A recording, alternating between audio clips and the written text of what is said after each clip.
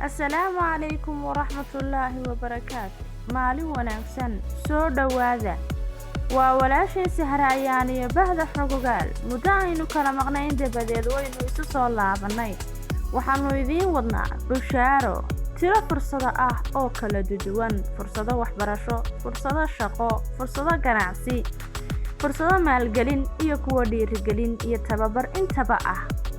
muuqaalka dhamayso si aad fursadahaas uga bogato. Maxaan ka faa'iidayaa? Maxaase layga baahan yahay si aan u codsado? Ma codsan karaa anigu? fursad kasta linkiga aad ka codsanaysid waxa aad ka heli doontaa description-ka ama sharaxaadda muuqaalka adigoo furaya isha yar haddii aad mobile isticmaalayso. waxaanu kaa codsanaynaa inaad muuqaalka dhamaysato si aanay ku dhaafin waxba. inaad muuqaalka like saartaa dhiirigelin ayay noo tahay iyo farxad. inaad channelka haddii aad ku cusub tahay subscribe saarta oo ku xidhnaata waxa ay kuu sahlaysaa inaad fursado hor leh oo badan aad naga faa'iido annagana aadna dhiirigeliso.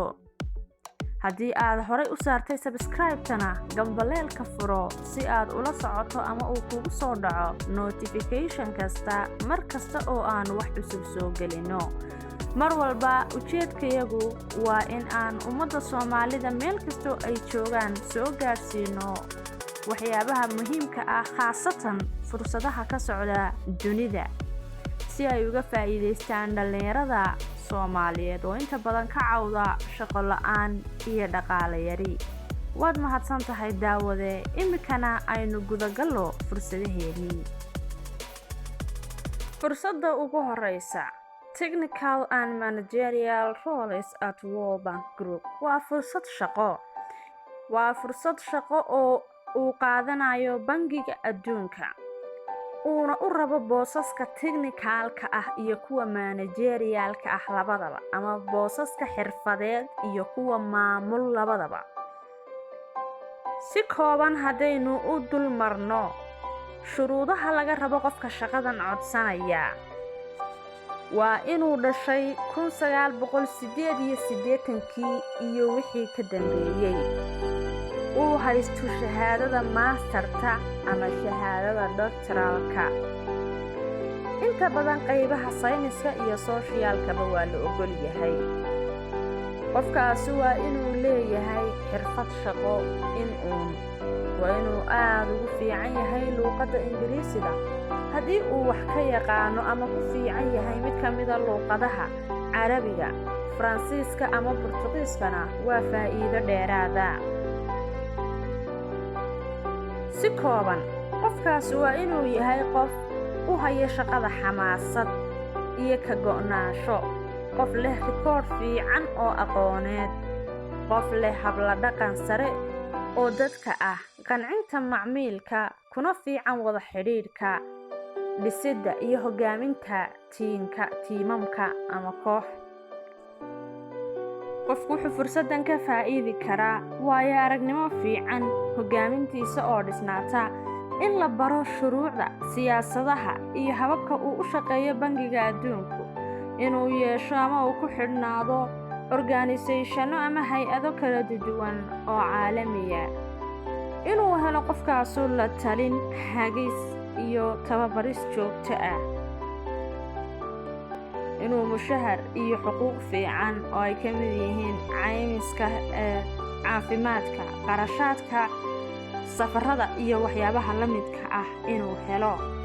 haddaba xogta shaqadan oo faahfaahsan, sharaxaad badan leh, shuruudaha laga rabo, waxyaabaha uu qabanayo, mas-uuliyadaha uu qaadayo, habka uu codsanayo iyo dhammaan wixii la xidhiidha waxa aad ka heli doontaa website-ka Bangiga Adduunka.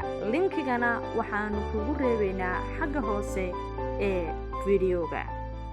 weli fursadihii ayaynu ku sii soconnaa, ha ka caajisin muuqaalka la soco. fursadda labaad waa barnaamijka la yidhaahdo second edition of the 2063 Academy Open Call for African Youth. markan waa dhawaaq loo yeedhayo dhalinyarada Afrika. maxadka la yidhaahdo Atlas for Development isaga oo la shaqaynaya ururka midowga Afrika waxa uu qabanayaa barnaamijkan waa barnaamij tababar ah waana qaybtii labaad waxaana ujeedkiisu yahay in laba mawduuc awoodda la saaro climate change iyo gender equality. ujeedka ugu weyn ee barnaamijkanu waa in la gaadho ujeedka guud ee midowga Afrika oo ah in Afrika la dhiso iyo waxa la yiraahdo silencing the guns in la hirgeliyo ama aamusiinta qoriga dhaqangelinta qalinka iyo nabadeynta Afrika iyadoo hal ku dhig laga dhiganayo the Africa we want Afrikada aynu doonayno. barnaamijkanu waa mid ay midowga Afrika sponsor gareynayaan qarashkiisa qofkana la siinayo tababar iyo in la dhiso aqoontiisa iyo wacyigiisa wadaninimo. qofka codsan kara barnaamijkanu waa inuu ahaadaa da'da u dhaxaysa 6 iyo 10 ilaa 9 iyo 20 waa inuu ku nool yahay oo uu yahay muwaadin reer Afrika ah waa inuu chance heli karaa 23 ilaa 28 November 2020 waa inuu diyaar yahay inuu ka qayb qaato isbeddelka Afrika. wadan wal oo reer Afrika ah waxa laga rabaa 15 dhalinyaro ah qofkaas waa inuu si fiican u yaqaanaa luqadda Ingiriisiga maadaama ay tahay luqadda la isugu imanayo ee lagu wada hadlayo ama la isku fahmayo. waxaad fursadan ka codsanaysaa linkiga oo aad ka helayso description-ka hoose ee videoga. la soco haddana waxaynu u sii gudbaynaa fursadda saddexaad ha ka daalin. fursadda saddexaad waxa magaceeda la yiraahdaa the FITC Youth Connect Essay Challenge waxa loogu talagalay African undergraduates dhalinyarada aan jaamacadaha dhammaynin weli ee reer Afrika. waa tartan waxa lagu tartamayaa waa qoraalka luqadda Ingiriisiga essay writing-ka. waxay xidhmaysaa fursadanu 31 bisha August waxa uu u furan yahay qof kasta oo dhalinyaro ah oo reer Afrika oo aan weli jaamacad ka qalin jebinin. waxa laga rabaa inuu ku tartamo essay ama maqaal uu isagu qoray oo Ingiriisiya oo aan ka badnayn 1000 eray. waxa la rabaa oo muhiim ah inuu original yahay yacni inuu isagu hal abuuray qoraalkan inay hal abuurnimadiisa iyo curiskiisu uu sareeyo sheekada iyo habdhaceedu ay tahay mid waadax ah mawduuca uu ka hadlayana aan ka baxbaxaynin. waa inuu yahay maqaal aan media gelin oo aan weli la baahinin yacni waa inuu maqaal hadda uu qoray uu yahay waa inuu qofku keligii qoray ma aha in cid kale la qortay qofka uu keliya ayaa soo codsan kara yacni waa one person. haddii maqaalkaagaas la doorto ama uu noqdo ka ku guulaysta tartanka guulaystaha koowaad waxa uu helayaa $10 laptop iyo shahaado iyo 1 sano oo ah mentorship la talin ah. guulaystaha labaad waxa uu helayaa $500 laptop iyo 1 sano oo mentorship ah. guulaystaha saddexaad waxa uu helayaa laptop iyo 1 sano oo mentorship ah. fursadan linkiga aad ka codsanayso waxa uu ku jira description-ka ama sharaxaadda videoga. weli waxaynu ku sii soconaa fursadaheeni ha fogaanin fadlan nala soco weli. fursadda tan xigta waxa la yiraahdaa Mo Ibrahim Foundation Leadership Fellowship Program waxaa bixinaysa hay'adda Mo Ibrahim Foundation oo ah ama kamid ah hay'adaha waaweyn ee reer Afrika ee ka qayb qaata dhisidda iyo kor u qaadidda xirfadda iyo aqoonta ee dhalinyarada reer Afrika. waa shirkad aad iyo aad u caan ah fursadeedana waa fursad qiimo badan. fursadan waxa ay shuraaka kula tahay oo ay la wada shaqaynayaan hay'adda UNECA iyo ITC qofka fursadan ku guulaystaa muddo 1 sano ah ayuu la shaqayn doonaa hay'adaha waxaana heli doonaa tababar shaqo waxa uu faa'iidi doonaa lacag $100,000 ah sida ay xayeysiiska ku soo qoreen $100,000 fursaddu waxa ay xidhmaysaa codsigeedu 14 bisha Oktoobar haddaba yaa codsan kara fursadan waxa codsan kara qof u dhashay Afrika qof leh 7 ilaa 10 sano oo waaya aragnimo ah haysta master degree iyo wixii ka sareeya shahaada masterta iyo wixii ka sareeya qofkaas waa inuu 40 jir ka yar yahay waxay idhaahdeen gabadha hooyada ah ilaa 45 jir waa la ogolaanayaa laakiin nin waa inuu 40 jir ka yar yahay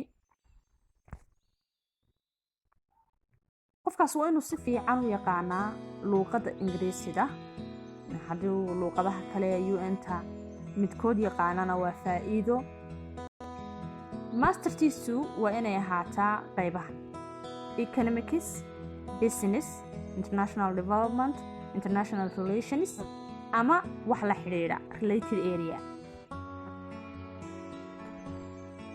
waayahay fursadan iyo sharaxaadeeda oo kaamila waxaad ka helaysaa website-kooda linkigana waxa uu ku jiraa description-ka hoose ee videoga ha ka daalin weli fursadihii ayaynu ku guda jirnaa waad ku mahadsan tahay haddii aad ilaa hadda daawanayso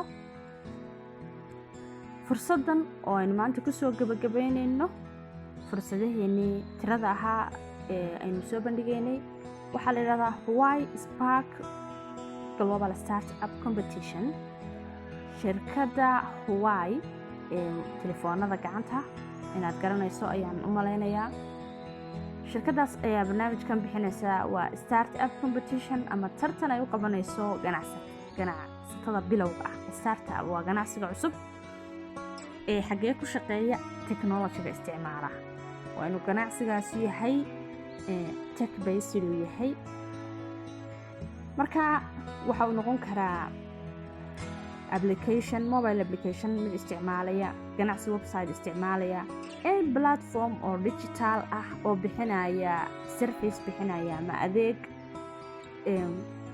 ayaa ka qayb gali kara like waa inuu digital yahay waa inuu technology isticmaalayo IoT mobile edge competition mobile SaaS applications AI ama artificial intelligence 5G applications dhammaan noocyada kala duwan ee digitalka laakiin waa inuu adeegaasu uu digital based yahay cidda ku guulaysata tartanka ama guulaystayaasha u sarreeya waxay heli doonaan $125,000 oo cloud credits ah $30,000 oo maalgelin startup ah 100 ugu sarreeyaana waxay heli doonaan abaalmarino kala duwan iyo munaasabad la isugu yeedhayo oo dhiirigelin ah fursadanu waxay xidhmaysaa 4 Oktoobar website-ka laga codsanayo linkiga waxaad ka heli doontaa description-ka videoga waxaan filayaa inaad like saartay haddii aad nagu cusbayd subscribe saartay aad baad u mahadsan tahay haddii aad nala dhammaysatay kun jeer mahadsan